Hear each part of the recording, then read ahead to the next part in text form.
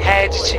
Os meus pais tinham uma única regra: não namorar até o casamento. Durante 24 anos, cumpri cada regra com rigor, até o dia em que a minha mãe me apresentou a ele. Olá a todos! Segui todas as normas ao longo do ensino secundário, enquanto via os meus amigos fugirem para o cinema e darem as mãos nos corredores, e eu voltava diretamente para casa depois do treino de voleibol. Na universidade, recusei convites para festas e encontros para tomar café, explicando sempre, de forma educada, que a minha família tinha valores diferentes. Algumas pessoas achavam que eu estava a mentir, outras acreditavam que eu pertencia a uma seita, mas eu apenas queria que os meus pais tivessem orgulho de mim.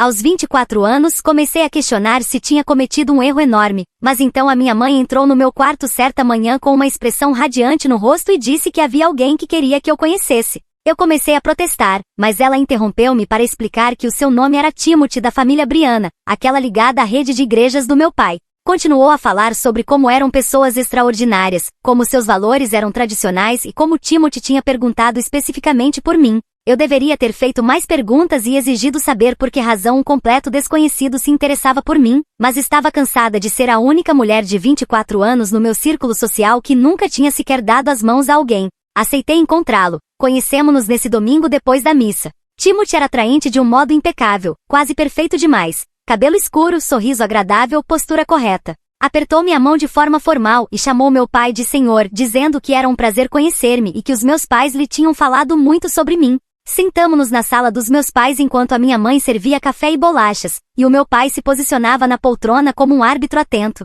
observando a conversa fluir de um lado para o outro. Quando lhe perguntei onde trabalhava, Timothy explicou que trabalhava no setor financeiro, algo não muito entusiasmante, mas disse que vinha rezar por uma esposa que partilhasse os seus valores, alguém que compreendesse a importância da família e da fé. A palavra esposa deveria ter sido um sinal de alerta, pois nos conhecíamos havia aproximadamente 11 minutos, mas os meus pais estavam radiantes. Nos 3 meses seguintes, Timothy e eu vimos-nos 2 vezes por semana, sempre na casa dos meus pais ou na casa dos pais dele, sempre supervisionados. Ele queria ter 4 filhos, eu queria 3. Contei à minha melhor amiga Melanie ao telefone numa noite, que acreditava que ele poderia ser o homem certo para mim. Ela respondeu que eu nunca sequer tinha estado sozinha com ele e perguntou se eu não achava que deveria realmente namorar antes. Lembrei-lhe que não era assim que a minha família fazia as coisas. Ela disse que a forma da minha família era absurda, mas quando Timothy pediu a minha mão após a nossa 12ª visita, ajoelhado na sala dos meus pais, com ambos os lados da família a assistir, eu disse sim. A mãe dele abraçou-me e chamou-me filha. Marcamos o casamento para daí a 4 meses. Depois comecei a reparar em pequenos detalhes. O modo como Timothy chegava sempre exatamente à hora combinada, nunca antes. E o modo como nunca sugeria que quebrássemos ligeiramente as regras, nunca pedia para darmos um passeio sozinhos ou termos uma conversa sem os nossos pais por perto. A minha mãe desvalorizou as minhas preocupações quando as mencionei, insistindo que ele era apenas respeitador e que isso era precisamente o que eu desejava no marido.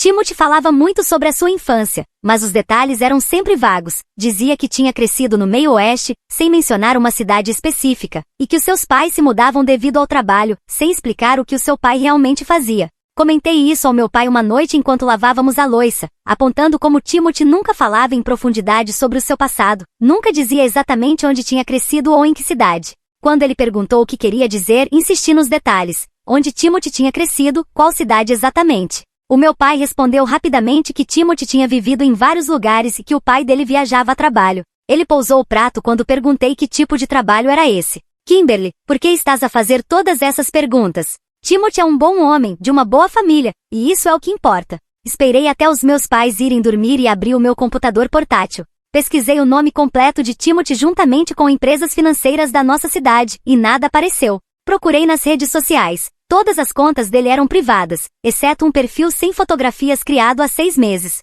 Telefonei para o escritório da igreja na manhã seguinte, explicando que ia casar com Timothy da rede da família Briana, e queria confirmar alguns detalhes sobre os seus registros de membro para o programa do casamento. A secretária ficou em silêncio durante alguns segundos antes de responder que a família Briana não tinha ninguém chamado Timothy. Conduzi até a casa dos meus pais. O meu pai estava sozinho na garagem. Perguntei-lhe quem era realmente Timothy. O rosto do meu pai ficou branco. Ele começou a dizer o meu nome, mas interrompi-o e repeti a pergunta. O meu pai sentou-se pesadamente no banco de trabalho e disse, ele é teu meio-irmão. Fiquei em choque. Ele explicou que tinha tido um caso há 26 anos, antes de eu nascer, com a mãe de Timothy. Disse que tinha sido um erro, que ela se mudará e que ele enviava dinheiro. Quando Timothy entrou em contato no ano anterior, querendo aproximar-se, o meu pai entrou em pânico. A minha mãe não sabia de nada. Ele disse que acreditava que se conseguisse integrá-lo na família de forma adequada, através do meu casamento com ele, o poderia legitimar sem ter de confessar a verdade. Eu não deveria descobrir nada, apenas deveria seguir as regras.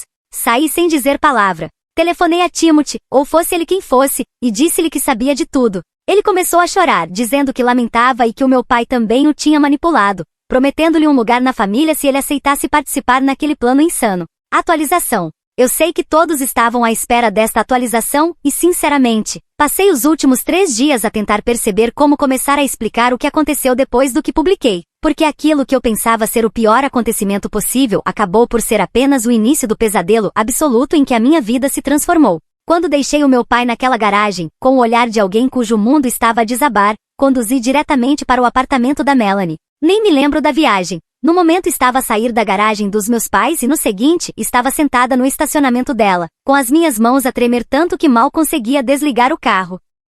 Melanie olhou para minha cara assim que abriu a porta e puxou-me para dentro sem dizer nada. Eu contei-lhe tudo, a história inteira e distorcida sobre o caso do meu pai, sobre Timothy ser o meu meio-irmão e sobre este plano absolutamente insano de nos casar para o legitimar. Melanie ficou a olhar para mim durante 1 minuto inteiro antes de dizer, de forma seca, o que é que se passa na cabeça do teu pai, nem sequer como uma pergunta, mas como uma afirmação. Estávamos sentadas no sofá dela, e ela continuava a levantar-se e a andar de um lado para o outro na sala, como se não conseguisse processar aquilo que eu lhe estava a contar. Perguntou se a minha mãe sabia, e quando eu disse que não, ela parou de andar e olhou para mim como se eu tivesse perdido o juízo. Foi nessa altura que o meu telemóvel começou a vibrar sem parar. Mensagens do grupo de planeamento do casamento que a minha mãe tinha criado comigo e com a suposta mãe de Timothy, que eu agora percebia que era provavelmente a sua verdadeira mãe, mensagens sobre provas de bolo, arranjos de flores e horários do fotógrafo. Cada notificação fazia-me querer atirar o telemóvel contra a parede. Melanie tirou-o das minhas mãos e pousou-o virado para baixo na mesa de centro,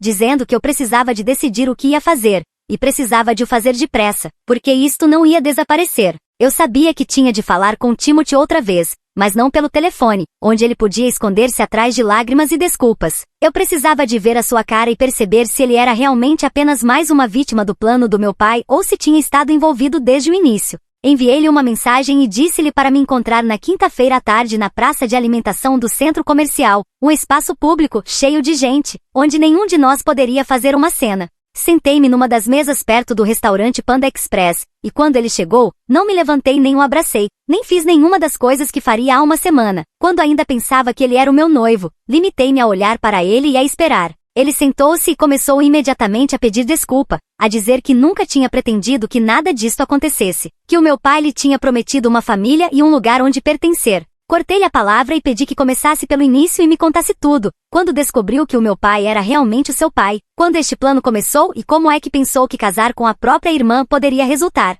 Timothy olhou em volta, como se quisesse confirmar se alguém estava a ouvir, depois inclinou-se para frente e começou a falar num tom baixo. Disse que soubera do meu pai desde sempre, que a sua mãe lhe tinha contado quando ele tinha 12 anos que o seu pai era casado com outra mulher e tinha outra família, que lhe tinha mostrado fotografias antigas do meu pai, dito o nome dele e explicado onde vivia. Timothy crescerá no estado do Wisconsin a observar à distância enquanto meu pai construía esta família perfeita e tradicional com a minha mãe e comigo. Perguntei-lhe por que não se apresentou de forma normal, por que escolher este teatro elaborado. Timothy disse que o meu pai entrou em pânico quando ele o contactou pela primeira vez, que lhe enviou dinheiro e mandou que ficasse longe, dizendo que a sua vida seria destruída se alguém descobrisse o caso. Mas Timothy insistiu, dizendo que merecia conhecer o seu pai e que este merecia fazer parte da sua vida. Então o meu pai criou o plano. Segundo Timothy, o meu pai convenceu-o de que se conseguisse entrar na família da forma certa, através do casamento, seria mais fácil para todos aceitarem, e que depois de estarmos casados e estabelecidos, ele acabaria por revelar a verdade e todos já estariam habituados à presença de Timothy, aceitando-o naturalmente.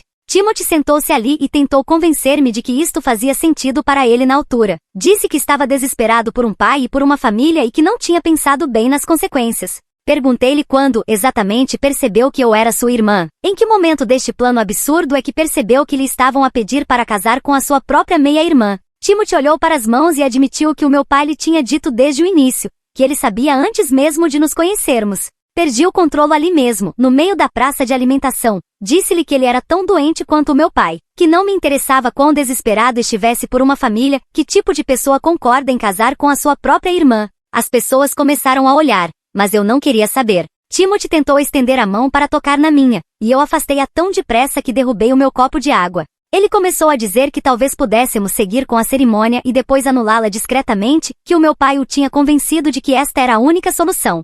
Foi aí que percebi que Timothy não era uma vítima inocente. Ele era um homem adulto que tinha escolhido alinhar nisto porque ele trazia benefícios. Queria acesso ao meu pai, à família, a eventual herança ou legitimidade que viesse com o reconhecimento, e estava disposto a destruir a minha vida para o conseguir. Levantei-me e disse-lhe para se afastar de mim e da minha família, e que se voltasse a contactar-me, eu contaria a toda a rede de igrejas do meu pai exatamente aquilo que ele tentou fazer. Deixei-o sentado ali e fui para o carro. Estava a tremer tanto que tive de ficar parada no estacionamento durante 20 minutos antes de conseguir conduzir. Foi então que a minha mãe telefonou, claro, no momento perfeito. Queria saber onde eu estava porque o meu pai estava a agir de forma estranha e ela precisava de ajuda para perceber o que se passava. A culpa na voz dela quando disse que estava preocupada com ele fez-me querer gritar. Fui para a casa dos meus pais porque isto já tinha ido longe demais. A minha mãe estava na cozinha a preparar o jantar quando entrei. O meu pai estava na sala, e quando me viu ficou cinzento. Olhei para minha mãe e disse que precisávamos de falar, os três, imediatamente.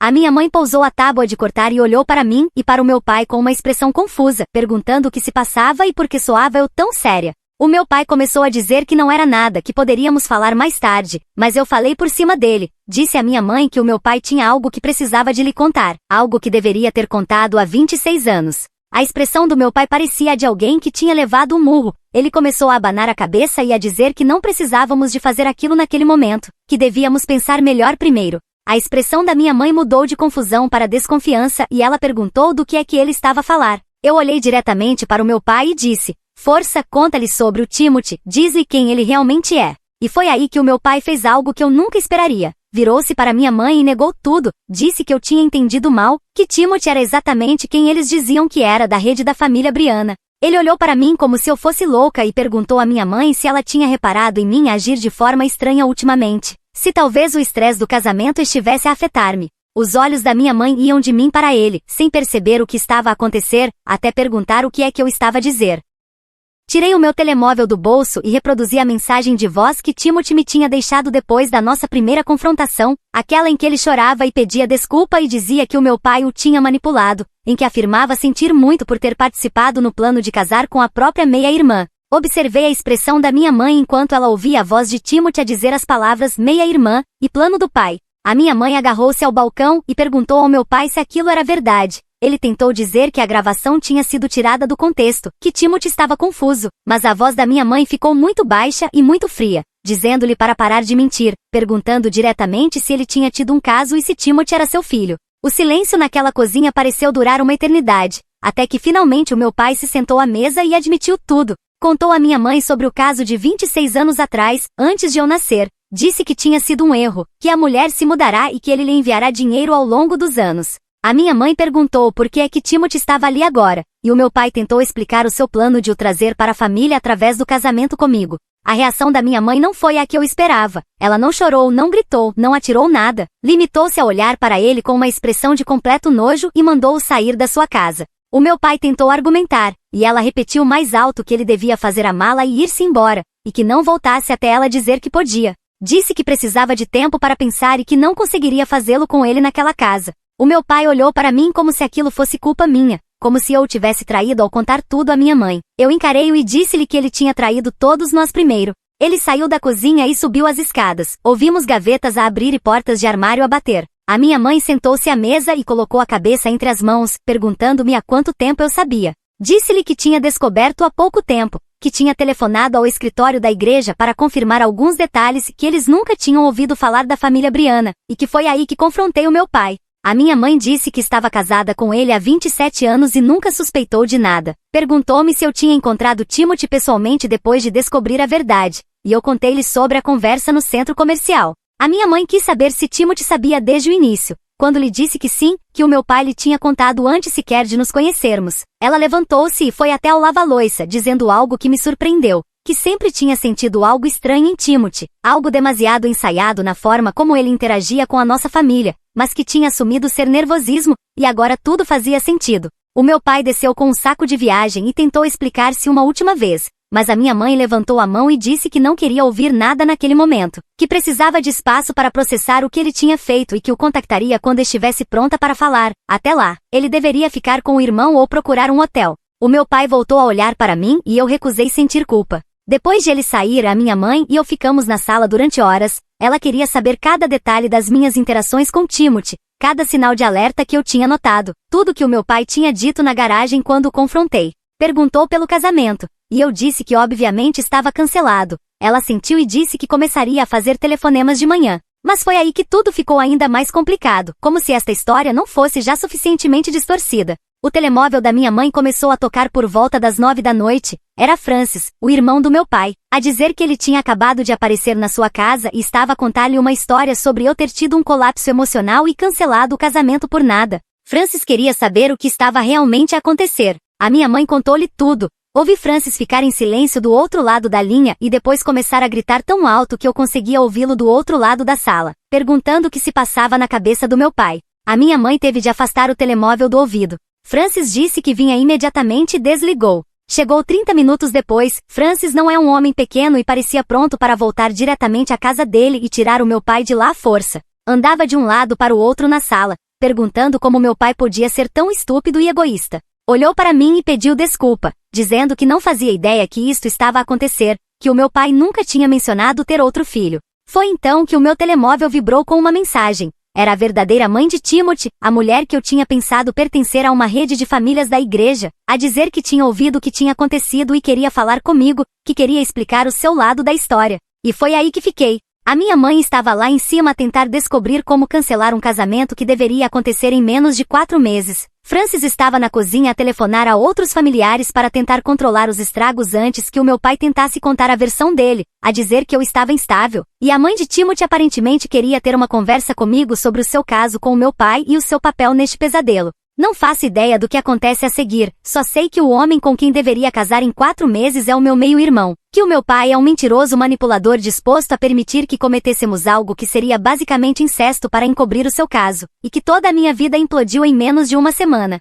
Portanto, sim, se alguém tiver conselhos sobre como navegar por este desastre absoluto, eu estou disposta a ouvir. Última atualização. Estou de volta com o que espero ser a última atualização desta situação desastrosa. A todos os que têm acompanhado e deixado comentários de apoio, obrigada sinceramente. Tenho lido cada um deles, e foram eles que me mantiveram sã durante estas últimas 2 semanas em que a minha vida desabou completamente. Quando parei na última vez, a mãe de Timothy tinha me enviado uma mensagem a querer falar. Ignorei-a durante 2 dias porque, honestamente, não sabia se conseguia aguentar mais uma conversa com mais uma pessoa envolvida neste pesadelo. Mas ela continuou a escrever, não de forma agressiva, apenas mensagens a dizer que compreendia se eu nunca quisesse falar com ela, mas que tinha coisas para me contar sobre o meu pai e sobre Timothy que eu merecia saber. Finalmente, no sábado de manhã, eu estava na loja Target a comprar coisas para minha mãe, que basicamente não saía de casa desde que o meu pai se mudará, e estava no corredor dos produtos de limpeza a olhar para sacos do lixo quando o meu telemóvel voltou a vibrar. Outra mensagem da mãe de Timothy, cujo nome eu agora sabia que era Angélica. Ela disse que estava na cidade e pediu-me que a encontrasse num local público, apenas durante 30 minutos. Respondi por mensagem que estava bem e disse-lhe para me esperar no Parque Riverside dentro de 1 hora, aquele com a trilha grande de caminhada e os pavilhões de piquenique. Imaginei que se ela tentasse alguma coisa estranha, pelo menos haveria pessoas a correr e donos de cães por perto. Terminei as compras, deixei tudo em casa da minha mãe e conduzi até o parque. Angélica já lá estava, sentada a uma das mesas de piquenique perto do parque infantil. Reconheci-a imediatamente dos poucos jantares de família que tínhamos tido, nos tempos em que eu achava que ela era apenas a mãe amável e tradicional de Timothy. Parecia mais velha do que me lembrava, mais cansada. Levantou-se quando me viu aproximar, mas não tentou abraçar-me nem nada, apenas indicou o banco à sua frente. Começou por pedir desculpa, não aquele tipo de desculpa falsa que serve só para aliviar a consciência, mas uma desculpa crua e genuína, em que disse que lamentava tudo o que tinha acontecido, que tinha feito escolhas terríveis há 26 anos e escolhas ainda piores no último ano. Eu sentei-me e disse-lhe que não tinha ido ali para ouvir pedidos de desculpa, tinha ido para obter respostas. Queria saber como é que ela tinha permitido que o filho aceitasse casar com a própria meia-irmã. Angélica baixou os olhos para as mãos e disse que não sabia qual era o plano até ele já estar em andamento. Quando Timothy lhe contou pela primeira vez que tinha feito contato com o meu pai e que estavam a construir uma relação, ela pensou que talvez o filho finalmente conseguisse a figura paterna que sempre quisera. Contou que era jovem e tola quando teve o caso com o meu pai, que ele lhe tinha dito que iria deixar a esposa, mas depois eu nasci e ele escolheu ficar. Criou Timothy sozinha e sempre carregou culpa por ele não ter um pai. Perguntei-lhe, de forma direta, quando soubera do plano de casamento. Angélica disse que Timothy lhe contou que o meu pai tivera a ideia de o trazer para a família através do casamento, que isso legitimaria tudo. Ela tinha dito imediatamente que não, que era insano e errado e que ele precisava de se afastar, mas Timothy estava tão desesperado pela aprovação do meu pai que convenceu a si próprio de que aquilo resultaria. Segundo Angélica, Timothy contou-lhe que o meu pai prometera que o casamento seria apenas uma formalidade,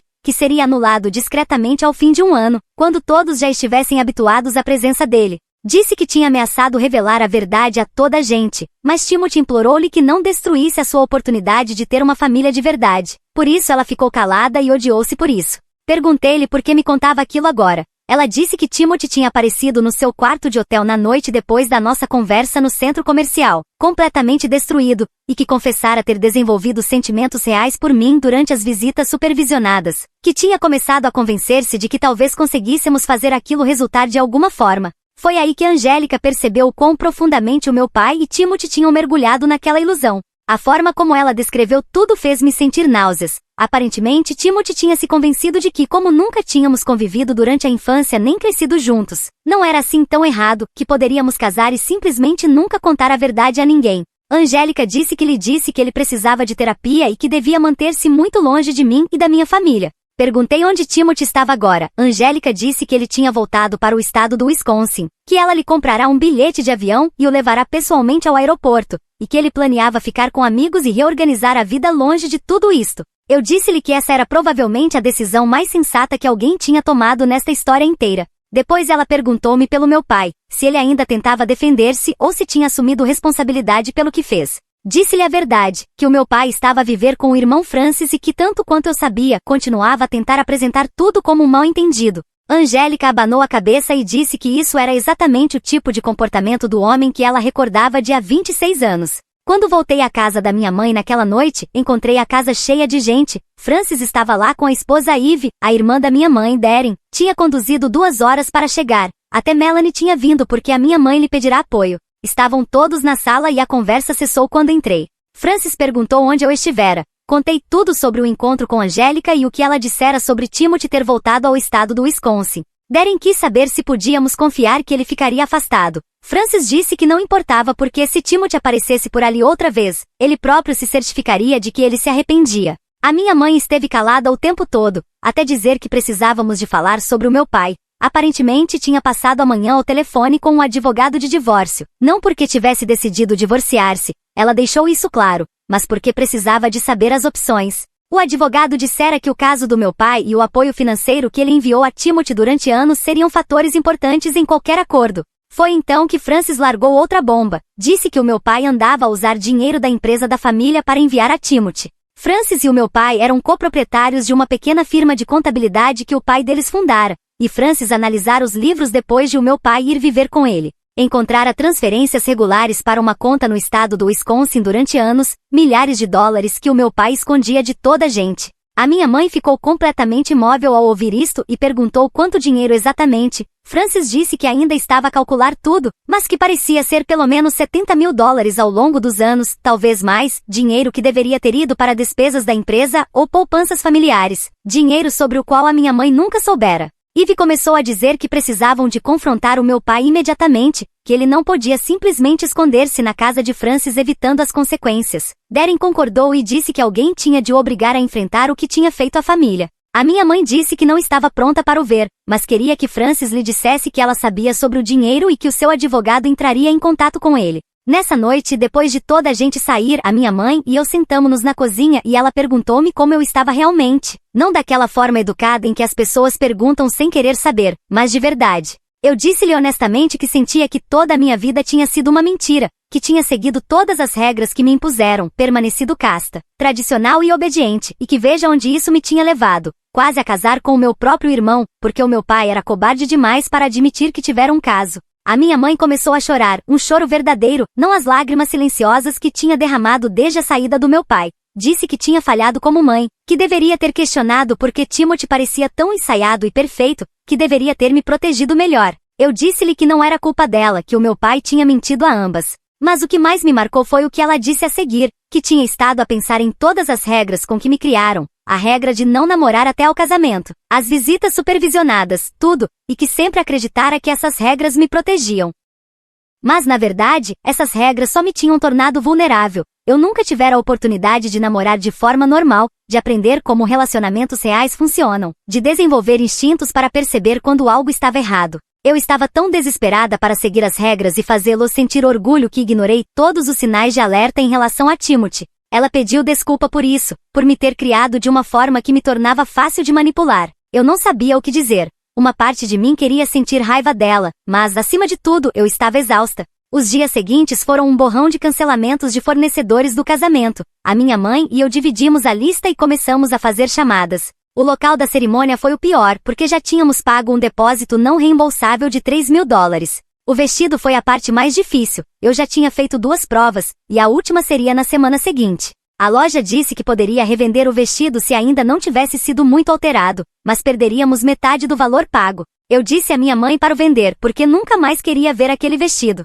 Durante tudo isto, o meu pai continuava a tentar contactar-me, enviando mensagens longas a dizer que eu precisava de entender que ele só queria ajudar Timothy, que eu estava a tentar trazer para a família de uma maneira que parecia ser a certa, e que eu era demasiado jovem para compreender como relações adultas podiam ser complicadas. Finalmente respondi dizendo que manipular a própria filha não era complicado, era perverso, e que ele devia parar de me contactar. Na quinta-feira ele apareceu em casa, a minha mãe tinha ido ao supermercado e eu estava sozinha, a rever os convites do casamento que precisávamos de cancelar. Ouvi a chave na porta e encontrei-o na entrada com um ar desconfortável. Perguntei o que fazia ali, e ele disse que aquela era também a casa dele e que tinha direito de ir buscar algumas coisas. Eu disse que a minha mãe tinha deixado claro que ele não devia aparecer sem ligar primeiro, mas ele ignorou e subiu as escadas. Seguiu até o quarto, onde começou a tirar roupa do armário. Tentava fazer conversa, perguntando como eu estava e se tinha falado com Timothy. Eu disse-lhe que Timothy tinha voltado para o estado do Wisconsin, graças a Deus, e que me tinha encontrado com Angélica.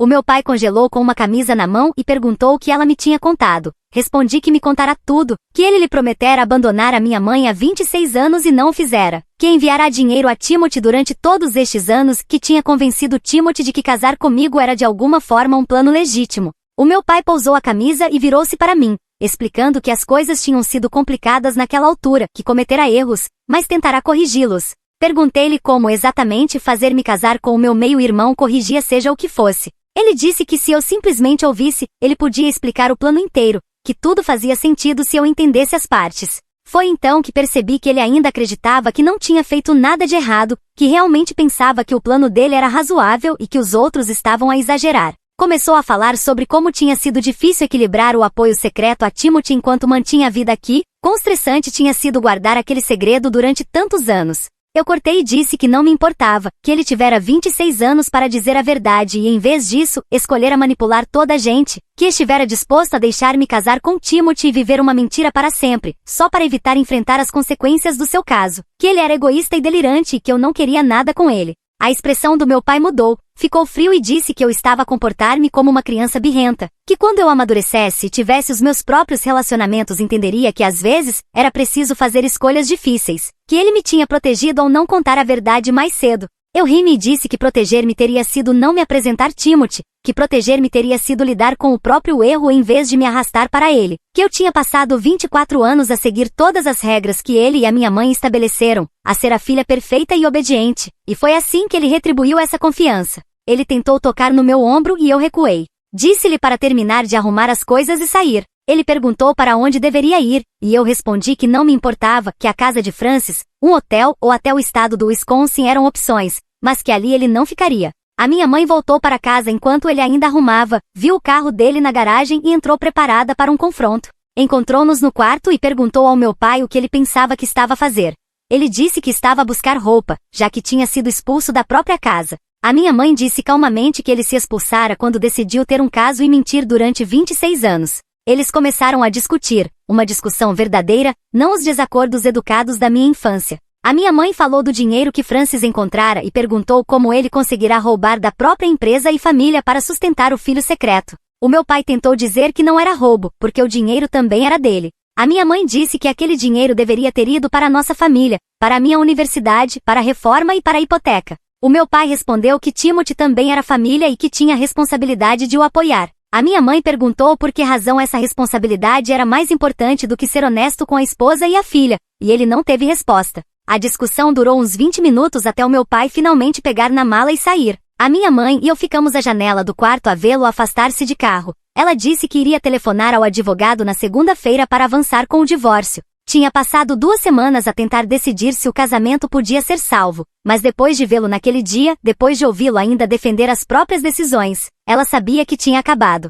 Perguntei se tinha certeza. Ela disse que nunca estivera tão certa de nada, que passará 27 anos casada com um homem capaz de uma manipulação e engano tão profundos e que estava farta. A comunidade da igreja soube de tudo no domingo seguinte. Não sei quem contou, talvez Francis, ou talvez o meu pai tenha tentado dar a sua versão. Mas naquela tarde o meu telemóvel estava cheio de mensagens de pessoas que eu mal conhecia. A minha mãe e eu decidimos não ir ao culto naquele dia nem no seguinte. Precisávamos de espaço. Melanie veio cá e passamos o dia a ver filmes e a comer pizza, sem falar do meu pai ou de Timothy, ou de nada disso. Foi o primeiro dia normal que tive em semanas. Na segunda-feira, Francis disse-nos que o meu pai se tinha mudado da casa dele também. Aparentemente Eve deixara claro que ele não era bem-vindo depois do que fizera. O meu pai arranjou um pequeno apartamento alugado do outro lado da cidade. Francis disse que o meu pai ainda trabalhava na empresa, mas que tinham tido uma conversa séria sobre o dinheiro e que ele concordara em devolver tudo o que retirara. E é isso, o fim deste pesadelo. O meu noivado está cancelado, os meus pais vão divorciar-se. Eu vou viver sozinha e começar a construir uma vida que seja realmente minha em vez de uma vida moldada pelas regras de outras pessoas. E para quem estiver numa situação em que família ou religião ou tradição é usada como forma de manipulação, confiem nos vossos instintos. Questionem tudo e não tenham medo de quebrar regras quando segui-las significa destruir a própria vida.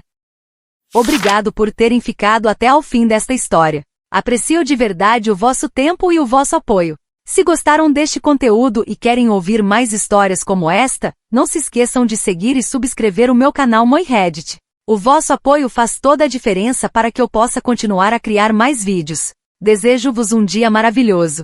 Moi Reddit, com todo o meu respeito.